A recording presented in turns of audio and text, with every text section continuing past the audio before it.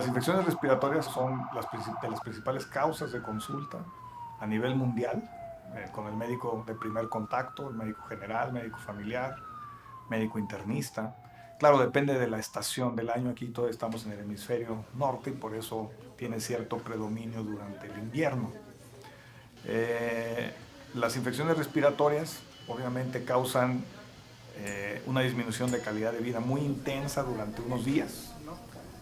Puede causar tos muy importante, puede causar ausencia del trabajo, es una de las principales causas de ausencia del trabajo y de la escuela también en los niños durante la época invernal, y puede llevar a condiciones graves como bronquiolitis, neumonías, neumonías complicadas.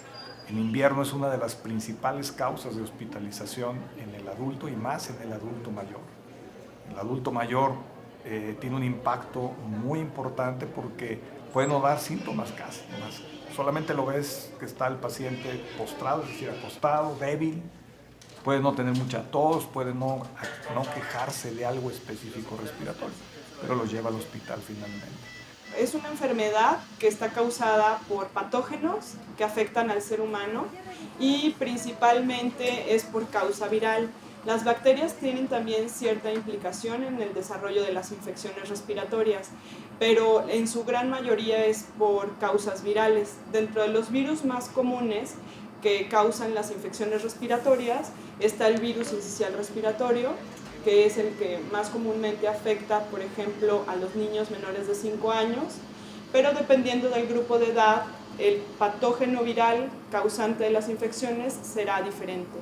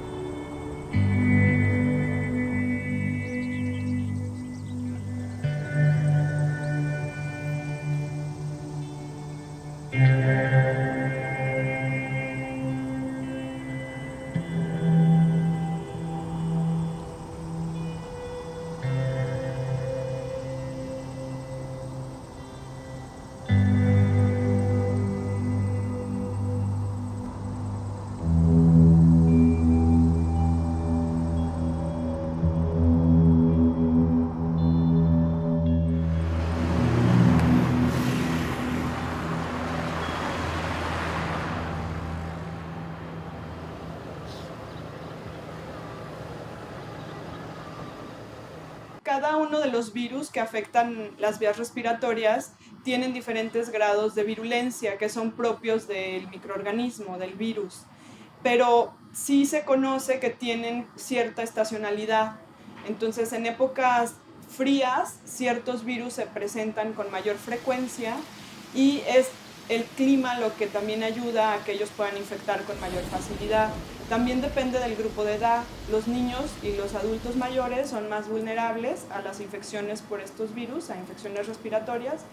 Y pues es principalmente los niños por la anatomía de sus vías respiratorias, y en época de frío porque el frío condiciona también a que haya un mayor riesgo de este tipo de enfermedades.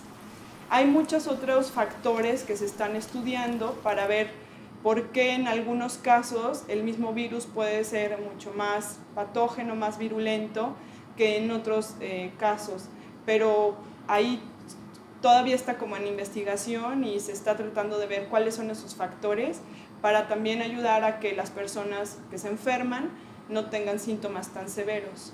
Las infecciones respiratorias, neumonía o alguna otra infección como tipo influenza, llevan a más complicaciones desde el punto de vista de infartos en corazón, por cosas relacionadas, ¿no? Se inestabiliza, por decirlo así, la enfermedad cardíaca y puede mostrar una agudización en forma de infarto. No es raro que veamos en las curvas de frecuencia en la población, donde hay un pico de frecuencia en la comunidad de infecciones respiratorias, también vamos a ver un pico menor grado, pero también de infartos al corazón o cerebrales, ¿no?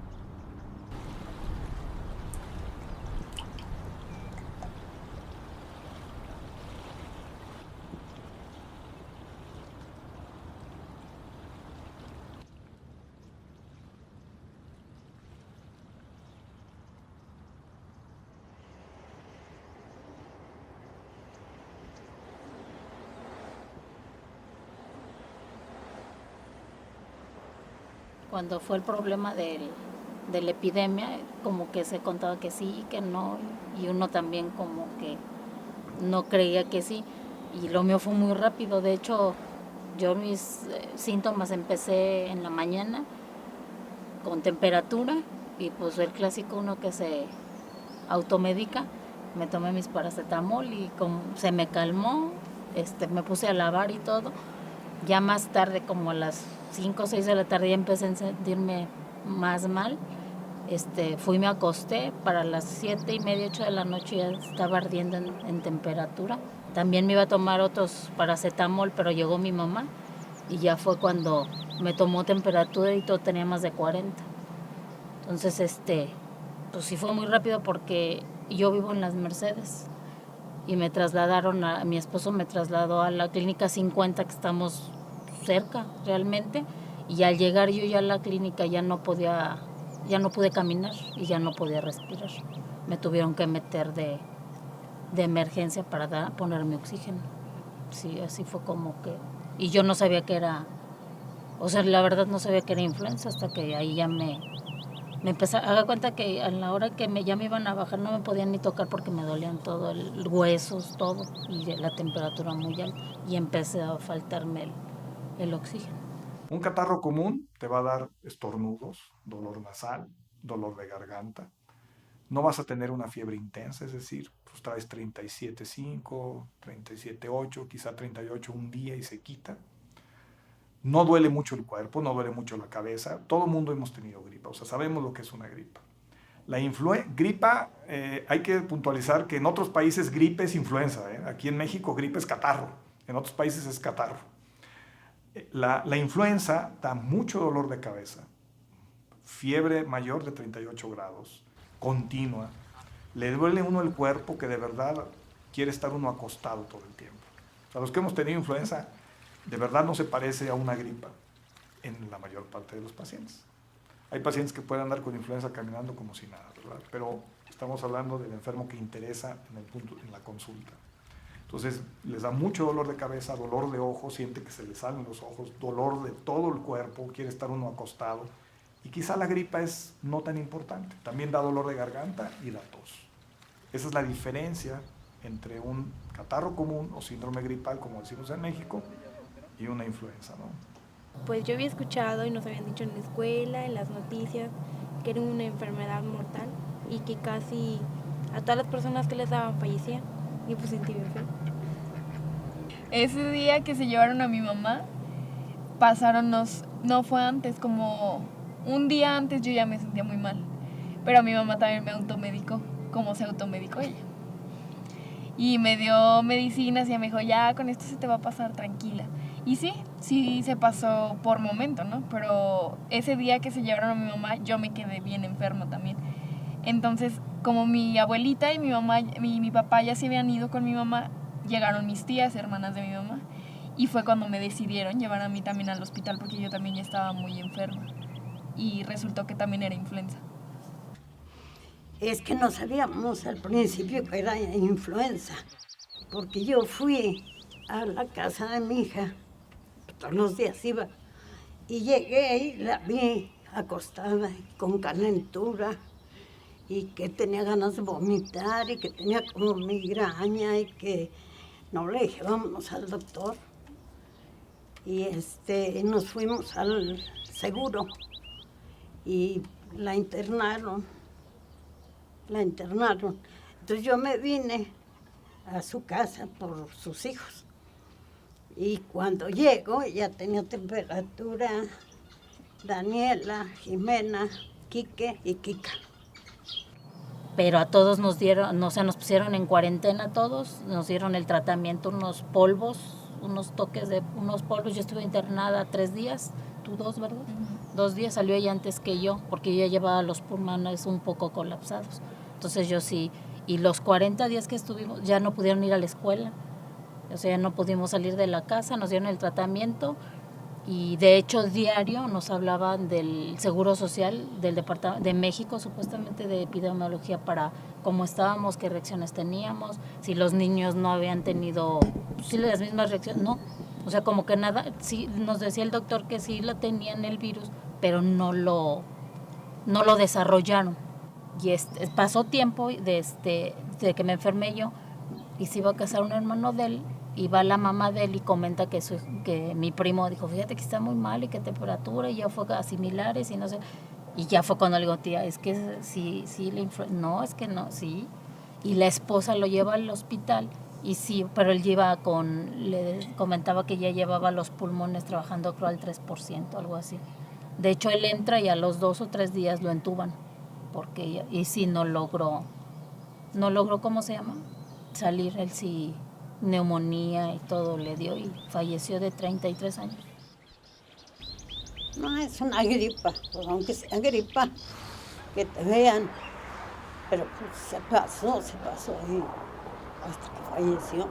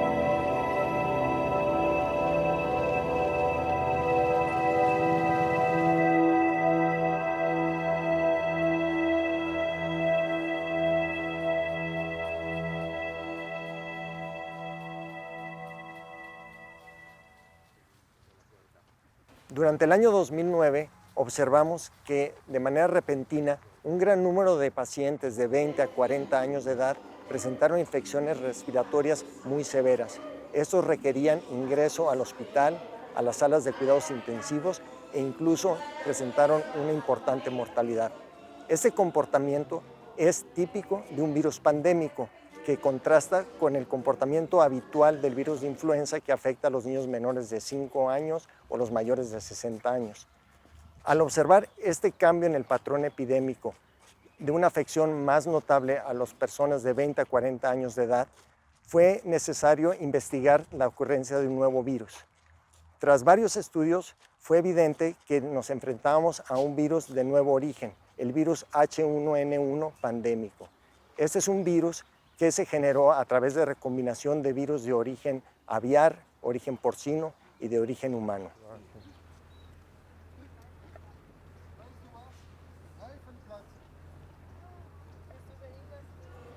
La influenza normalmente se presenta cada año en una población de forma epidémica, lo que conocemos como influenza estacional. Cada año circula el virus de influenza y habitualmente se puede presentar en esa población entre 6, 8, 12 semanas del año. De esta forma, durante la circulación del virus se ve un incremento en el número de enfermos, de consultas, de hospitalizaciones y de defunciones asociadas a las infecciones respiratorias. Los virus van cambiando todo el tiempo. Eso a través de la historia han cambiado. Pero van cambiando con pasos pequeños, un escaloncito. Cuando ocurre una pandemia es porque el virus cambia y a lo mejor sube 4 o 5 escalones en lugar de 1.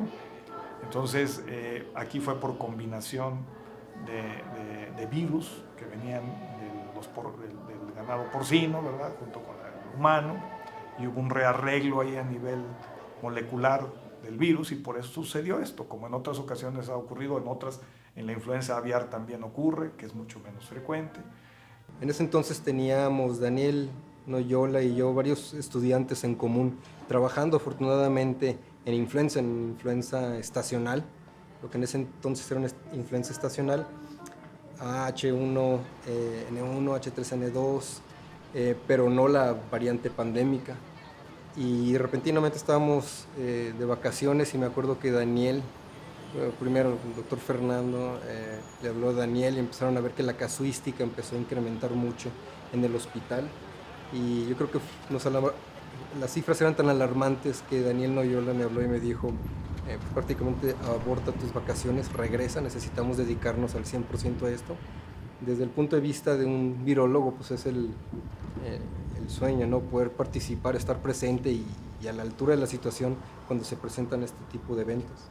Inmediatamente nos pusimos a trabajar, era muy rara la presentación clínica, nos hizo pensar en muchas cosas. Yo en lo particular estaba buscando hantavirus porque estaban muriendo jóvenes con sistemas inmunes fuertes y eso es típico de hantavirus, pero nunca ha sido detectado clínicamente en seres humanos en México y por eso se me hizo muy sabrosa la idea. Posteriormente nos fuimos dando cuenta de que aplicando las técnicas que estábamos utilizando para el estudio del virus de la influenza estacional, empezamos a tener reacciones curiosas. No al 100% que digamos que detectaban al virus de la pandemia, pero que indicaban que algo de la influenza estaba circulando. Y ya cuando el grupo canadiense confirmó que en efecto se trataba de una variante rearreglante del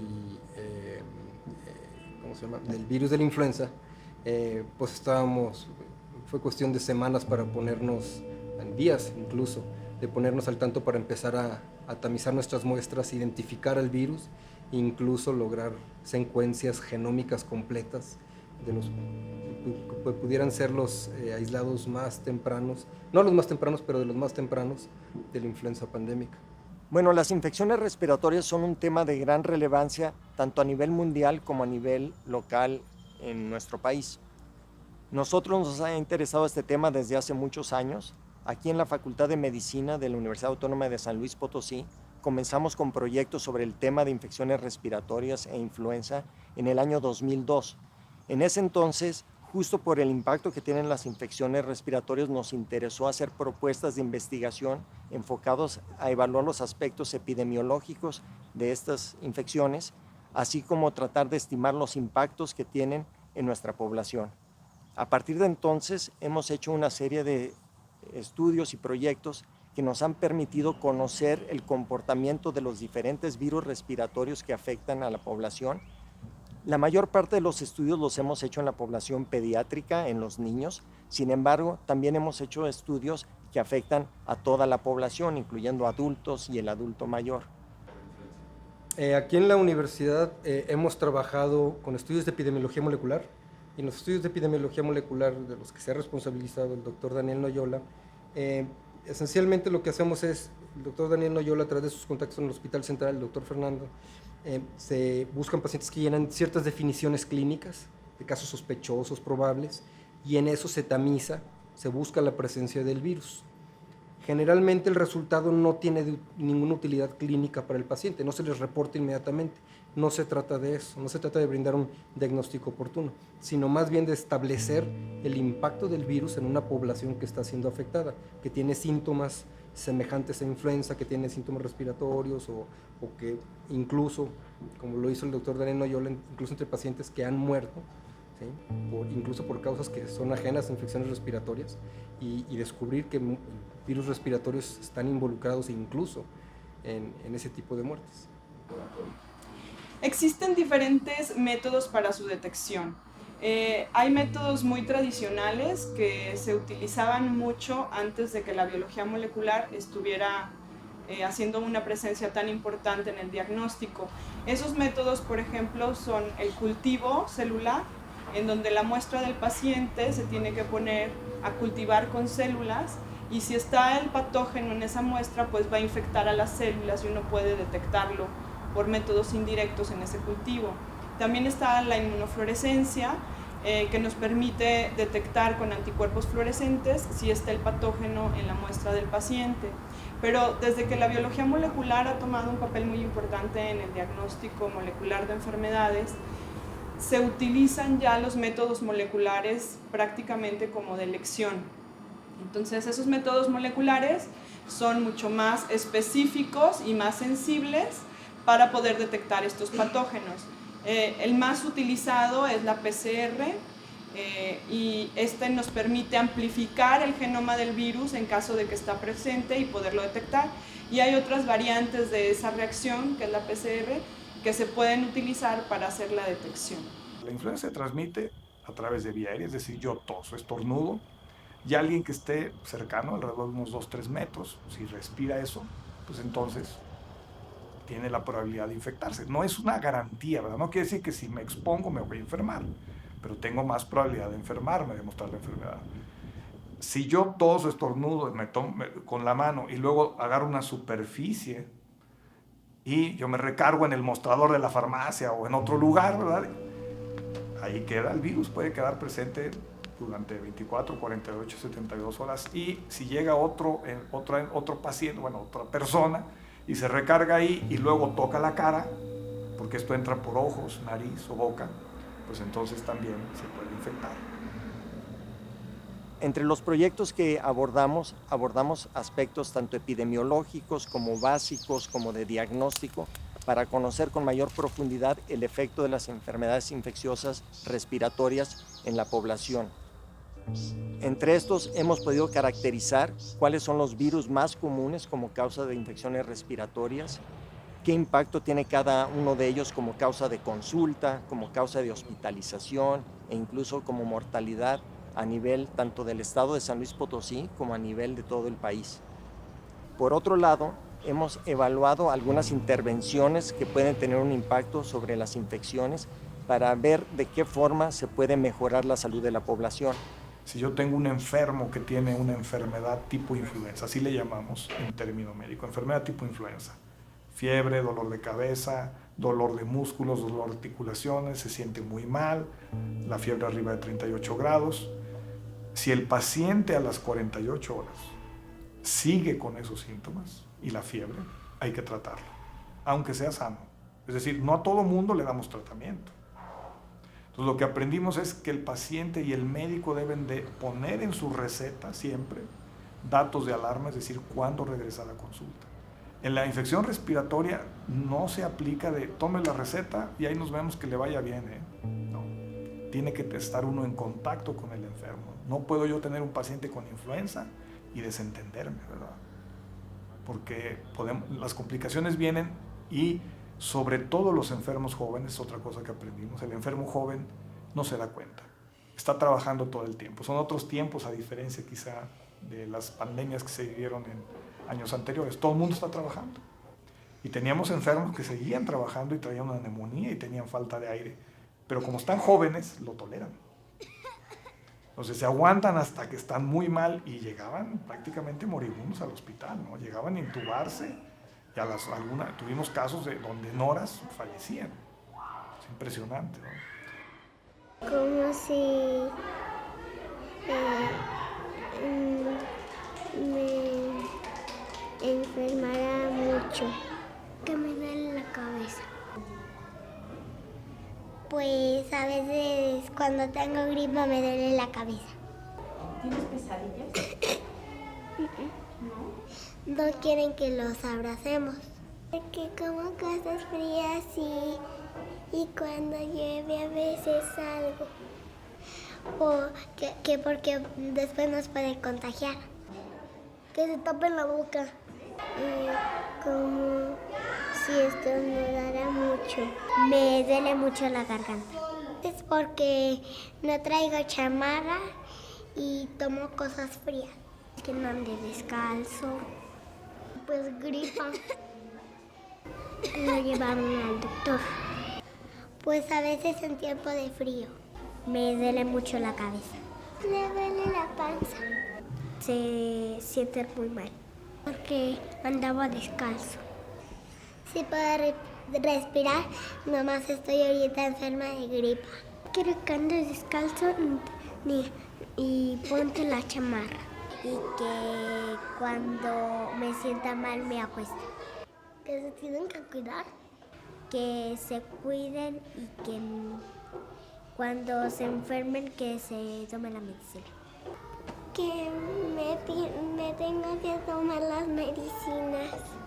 Muy importante que la población sea consciente que en sus manos está el prevenir la mayoría de este tipo de infecciones. Para muchos de estos virus no hay un tratamiento actualmente que se le pueda ofrecer al paciente. Entonces es muy importante que ellos lleven a cabo las medidas preventivas para evitar que se esté diseminando en las épocas en que son los picos epidémicos. Lo más importante es el lavado de manos frecuente que debe hacer la persona para evitar que si por algo está enfermo, vaya dejando el virus por todos lados. Entonces se tiene que estar lavando las manos frecuentemente. Y también por si en algún momento toca algún área que estaba probablemente infectada, pues que no se vaya a contagiar. Entonces lavado de manos frecuente es uno de los más importantes. También evitar el saludar de mano a otras personas, también eso evita que haya diseminación de estos virus. En el caso en que tenga algún síntoma respiratorio, debe acudir inmediatamente con su médico para poder hacer un diagnóstico oportuno. Y si tiene síntomas como estornudo y tos, debe de cubrirse la boca al toser o al estornudar, pero con la parte interna de su antebrazo, siempre de esta manera, para que evite el que se contamine las manos y esté esparciendo el virus hacia otros sitios, ¿no? Son de las medidas más importantes que todos deben de tomar en cuenta y nunca automedicarse, ¿sí? Si tienen dolor de cabeza, tos, estornudo, fiebre, no deben de tomar absolutamente nada, deben acudir al médico y el médico será quien le indique qué es lo que puede o no tomar. Y aprendimos que necesitamos mucha educación, la comunidad necesita mucha educación y desafortunadamente el convencimiento de la gente para vacunarse, como en todo el mundo, no es del todo bueno. Mucha gente piensa que las vacunas es un negocio nada más. Para los que vivimos diariamente esto, obviamente nos toca ver muertes, nos toca ver gente joven, familias donde quedan sin alguien que los sustenta, sin la cabeza de la familia, sin hijos. Obviamente eso nos toca mucho a nosotros, nos conmueve. Por supuesto que estamos convencidos de la vacuna. Yo, a mis padres, a mis hijos, yo me vacuno todos los años. Pero desafortunadamente, como pues, el mundo es plural, mucha gente va a pensar que es un negocio y que solo se aplica por interés, etcétera, ¿no? Entonces, creo que un aprendizaje es que deberíamos estar informados la población. Porque tuvimos el pico de 2009, la gente estaba informada, se vacunaron más, luego bajó. Luego tuvimos otro brote en 2013-14, con más enfermos probablemente que en el 2009 en el hospital. Ocasionalmente aparecen nuevos virus de influenza que causan epidemias de gran magnitud que conocemos como pandemias. Estas ocurren en varias ocasiones a lo largo de un siglo. Por ejemplo, durante el siglo pasado, en el año 1918 se registró una gran pandemia. Posteriormente, en el año 1957 hubo otra pandemia. Finalmente, en 1968 se registró una tercera pandemia. Este siglo, en el año 2009, tuvimos la primera pandemia de influenza de este siglo. Es de esperarse que en el futuro registremos nuevas pandemias de influenza.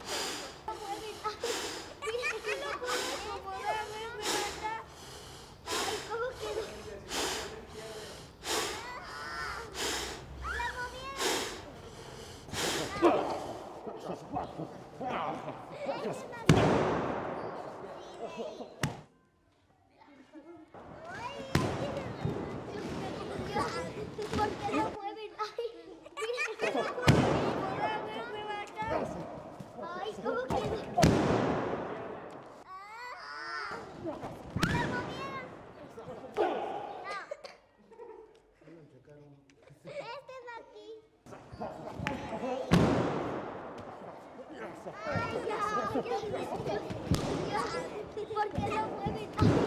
Mira que lo mueven. Ay, ¿cómo quedó?